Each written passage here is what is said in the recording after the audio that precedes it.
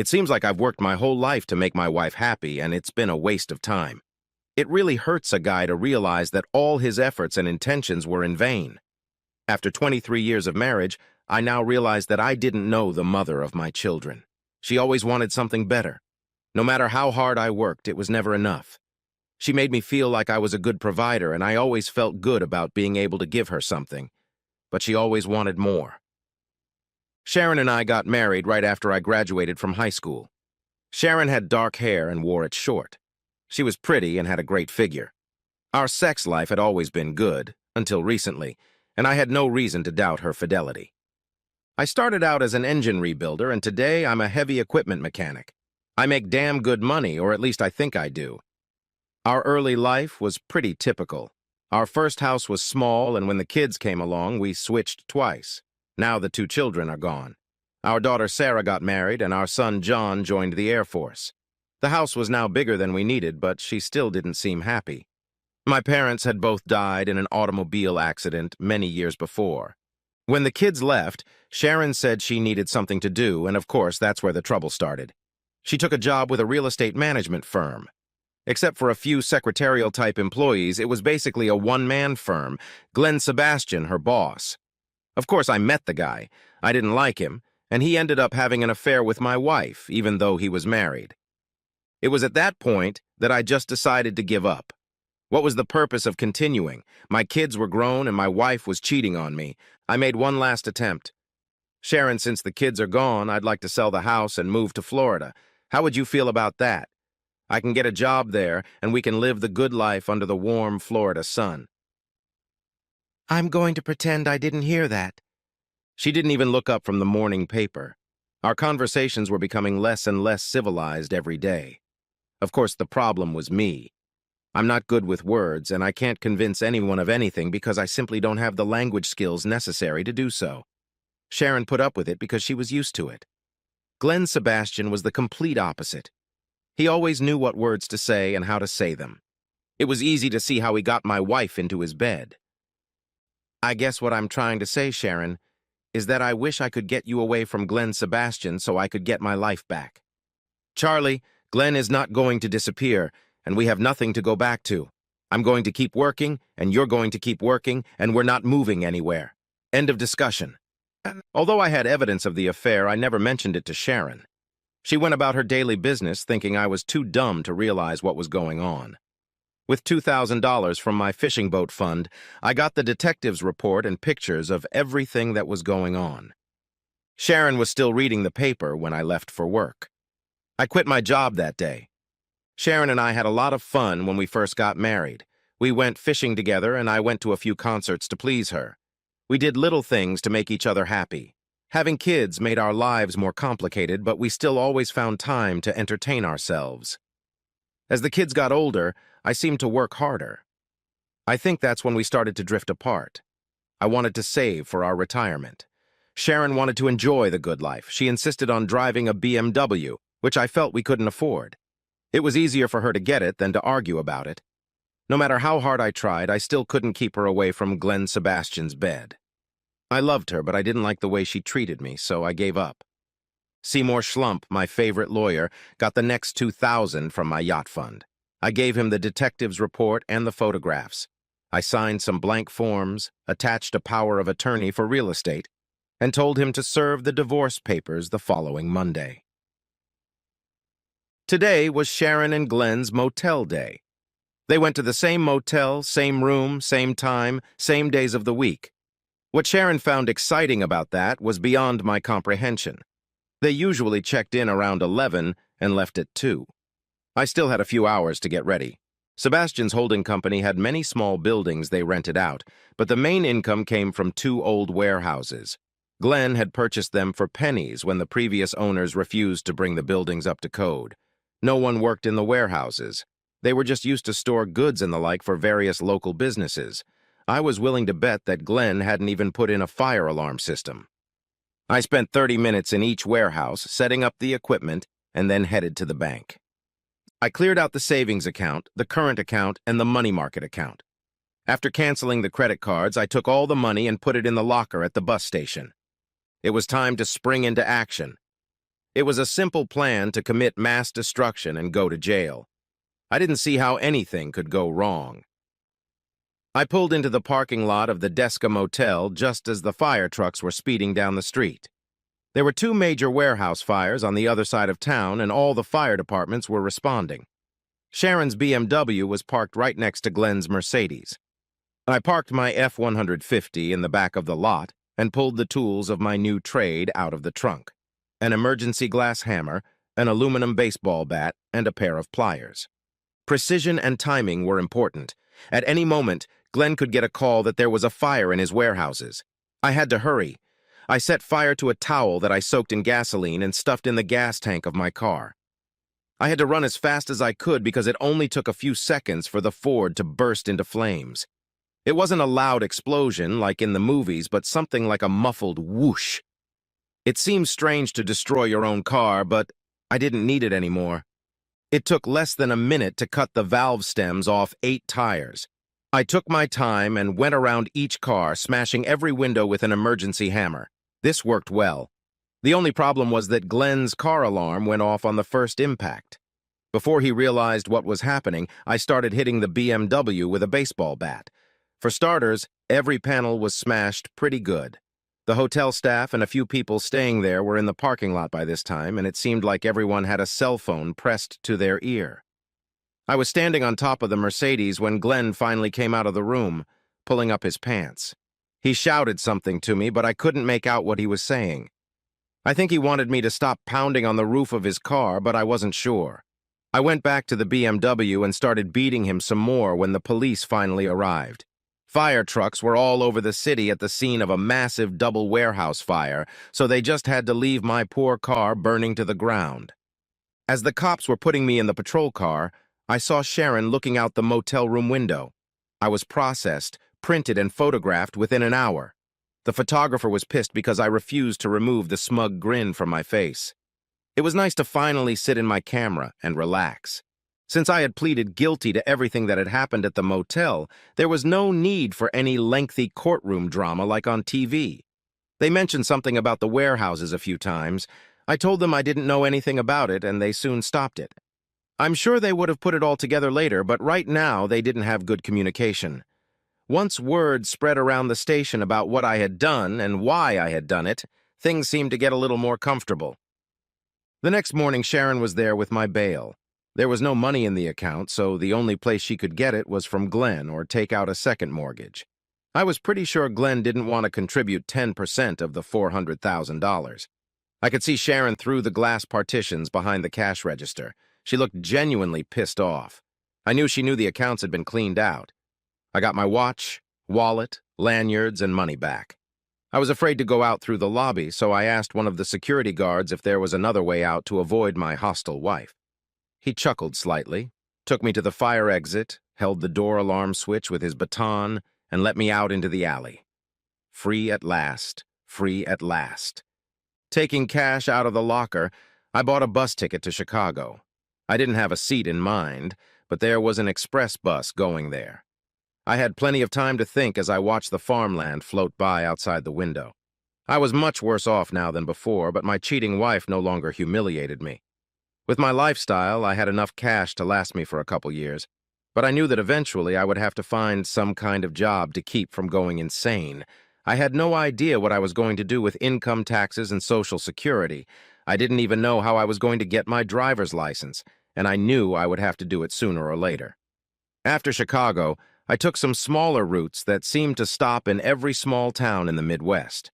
I was traveling through the middle of South Dakota when I found a newspaper left behind by someone.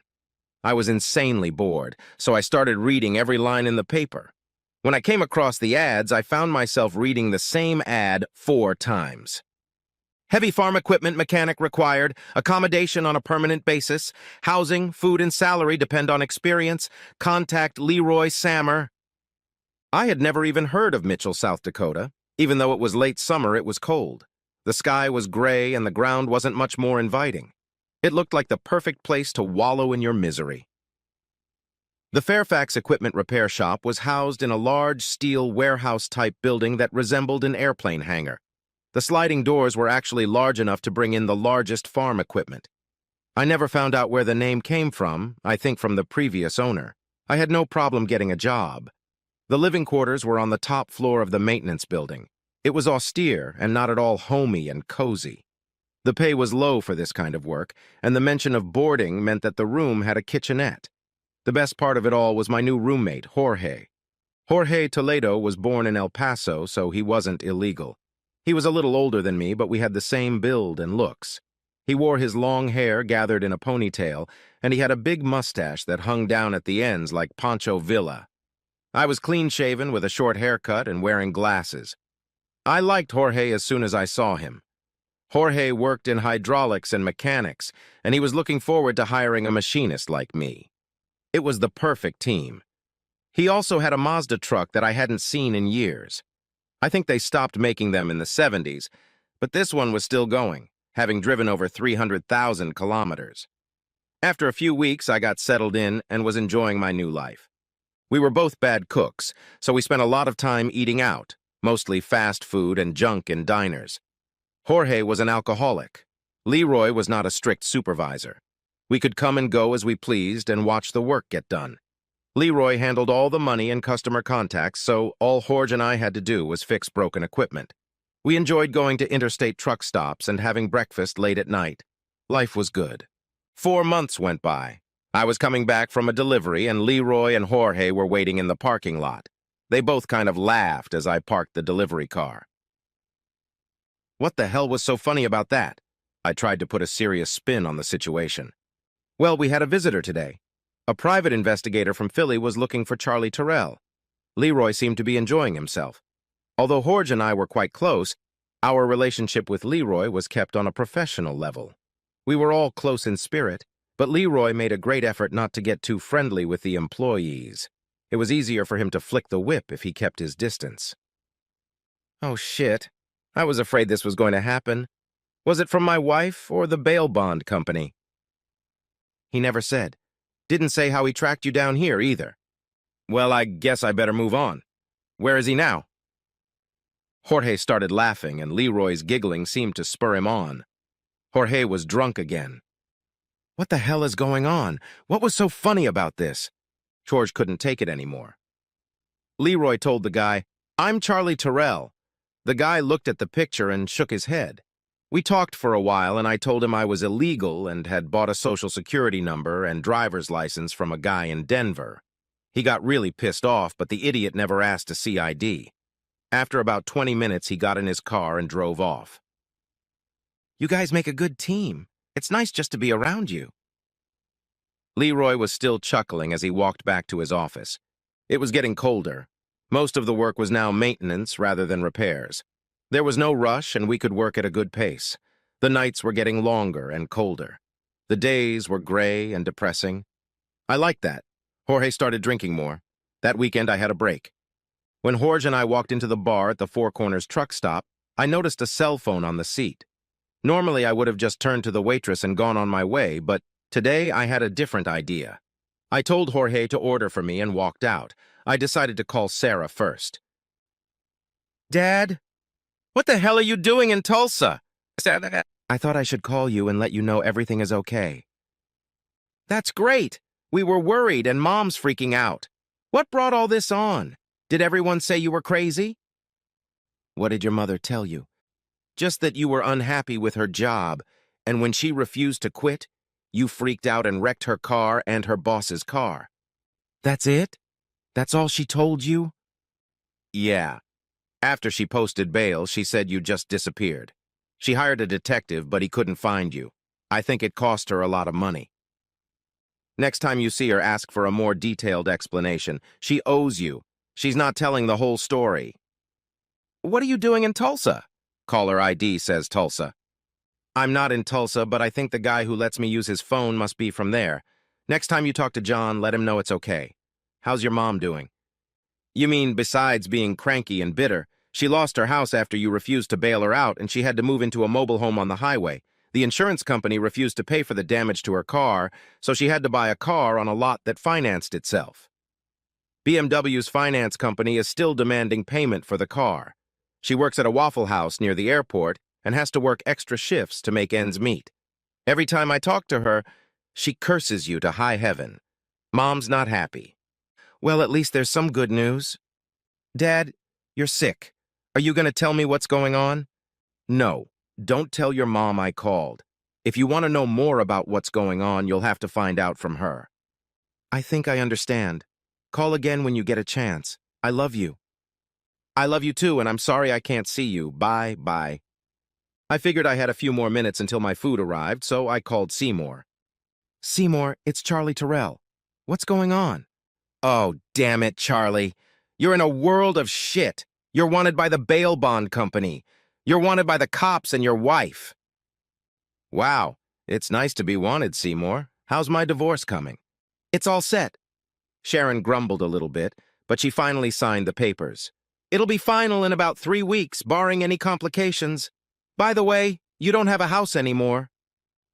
Yeah, I heard that. Just curious. What's the status of Glenn Sebastian? Mr. Sebastian is gone, dissolved, out of sight. That's another thing that pissed off your wife. I think she was looking for him to help her out a little bit, and then he left town. It looks like he submitted fake reports to the insurance and mortgage companies about repairs to the sprinkler systems in his warehouses. The insurance company knew it was arson, and he was the prime suspect, so they refused to pay. 2 people who had goods stored in his warehouses also failed to get their insurance, and Glenn had to flee to save his own skin. By the way, I should report this call to the police. You know that, right? I thought so. What are you going to tell them? That you contacted me from Tulsa to find out the status of your divorce. Is that going to be okay? It's okay, Seymour. I'd appreciate it if you didn't tell Sharon, though. When the divorce is final, can you send the papers to my daughter? No problem. Take care of yourself, Charlie. I'm glad you called. By the time I got back to my seat, the waitress had already set up the plates. Before we finished our meal, the trucker monster came to the table looking for his cell phone. He seemed beyond thrilled to have his phone back, and reluctantly agreed to take $20 when I told him I'd made 2 calls. Everyone came forward, but I made Jorge pay for breakfast. He had to stop and refill his drink for the next week before heading home. It snowed and the work slowed down. Leroy didn't mind, and Jorge and I spent more time relaxing. Jorge's drinking got worse. I hadn't cut my hair since I left home. Now my hair was long enough to gather it into a ponytail. Amusing myself, I grew a mustache. Every day, Jorge and I became more and more alike. One day, when he was half sober, I made him explain why he was drinking. I was married to a beautiful woman named Marisol. We lived in Waco. I had a good job and a nice house.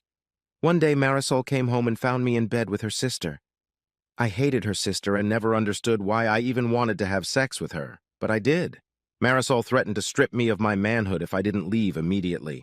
I loved her, and since that day I'd been drinking to dull the pain of my stupidity. I would have done anything to change what had happened. At least I had an explanation. I would have wanted him to quit drinking or at least cut down on his intake, but he seemed to be trying to drink himself to death. I kept thinking about Nicolas Cage in that depressing movie. I was amazed that he did as much work as he did. My driver's license was about to expire. I didn't know what to do. I guess I could just go and get a new one, but I was afraid they would notify Pennsylvania and someone would track me down.